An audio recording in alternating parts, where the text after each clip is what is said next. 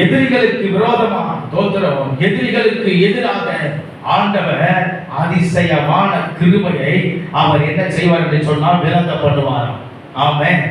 இன்னைக்கு நம்மளுக்கு சோத்திரம், எதையெல்லாம் நமக்கு விரோதமா போராடி கொண்டு இருக்கிறதோ, நமக்கு எதிராக யாரெல்லாம் எவரெல்லாம் போராடி கொண்டு இருக்கிறார்களோ தோத்திரம், அது எத்தனை மனிதர் போராடலாம், எத்தனை உறவுகள் போராடலாம், எத்தனை சோத்திரம் சதி திட்டங்கள் போராடலாம், எத்தனை சதிகாரர்கள் போராடலாம், எத்தனை பகைவர்கள் போராடலாம், எத்தனை சத்துருக்கள் போராடலாம், எத்தனை சோத்திரம் பிசாசுகள் போராடலாம் தோத்திரம்.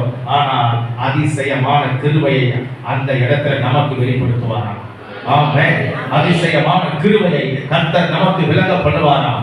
அல்லேலூயா, அல்லேலூயா, ஆமென். ஆச்சரியமான கிருபையை கர்த்தர் நமக்கு வெளிப்படுத்துவாராம்.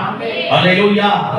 அத சொல்லிட்டு அடுத்த வசனத்துல அவர் சொல்லுகிறார், கண்மணியை போல என்னை காத்தருளும். கொஞ்சம் வசனத்தை பார்த்து படிக்கணும், அதுதான் பைபிள்.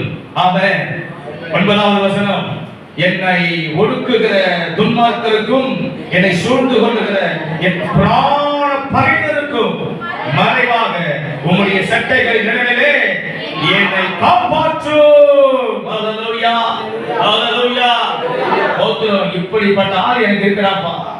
ஆனா இப்படிப்பட்ட நெருக்கம் எனக்கு இருக்குது, இப்படிப்பட்ட எதிராளிகள் எனக்கு இருக்கிறாங்க தோத்திரம். அவங்களுக்கு முன்னாடியா உம்முடைய அதிசயமான கிருபையை விளங்க பண்ணும்.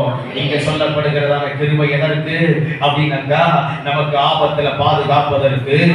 இப்படிப்பட்ட கிருபை எதற்கு? இப்படிப்பட்ட பிரச்சனையில இருந்து பிரச்சனை உண்டு பண்ணுகிற பகைக்கிற பிராண பகைஞர் அப்படின்னா உயிரை எடுக்க வருகிறவர், உயிரை கொல்ல வருகிறவர், உயிரை அழிக்க வருகிறதான செயல்கள், காரியங்கள், சம்பவங்கள், சூழ்நிலைகள், இவைகளில் இருந்து ஆண்டவர் நம்மை கிருபையாய் ஆமென் அவர் அதிசயமா பாதுகாக்கிறார். அல்லேலூயா, அல்லேலூயா.